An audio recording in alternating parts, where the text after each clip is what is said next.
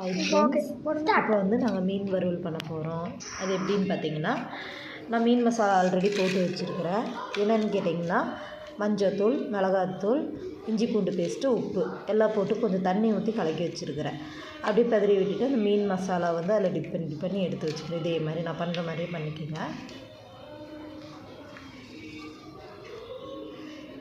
Next வந்து தோசைக்கல்லில் வந்து அடுப்பு மேலே வச்சுட்டு எண்ணெய் கொஞ்சமாக ஊற்றி இந்த மீன் டிப் பண்ணி வச்சோம்ல அதை அப்படியே எடுத்து வச்சுக்கலாம். ஊற வைக்கணும்னு அவசியம் இல்லை. இது அப்படியே போட்டிங்கன்னா நல்லா நீட்டாக வரும். போட்டால் நீட்டாக வரும். நல்லாயிருக்கும். டேஸ்ட்டு சூப்பராக இருக்கும். பண்ணி பாருங்கள்.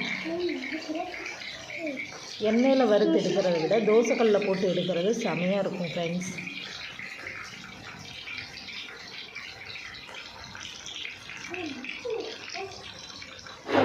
நான் வாங்கியிருக்க மீன் என்னென்னு பார்த்தீங்கன்னா ஜிலேபி மீனும் மத்தி மீனும் வாங்கியிருக்கேன். உங்கள் ஊரில் என்ன சொல்லுவாங்கன்னு தெரியல. மத்தி மீன் சாலை மீனுன்னு சொல்லுவாங்க.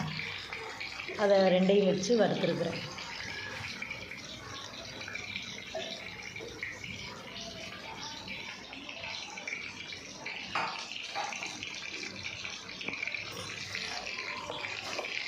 கொஞ்சம் ஒரு அளவுக்கு வெந்ததுக்கப்புறம் நம்ம திருப்பி போட்டுட்டு எடுத்துக்கலாம்.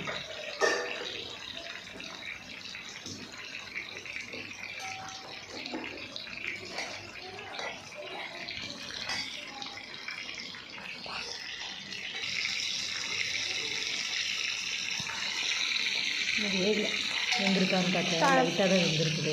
கொஞ்சம் நேரம் ஆகணும். 10 நிமிஷம் வெயிட் பண்ணால் தான்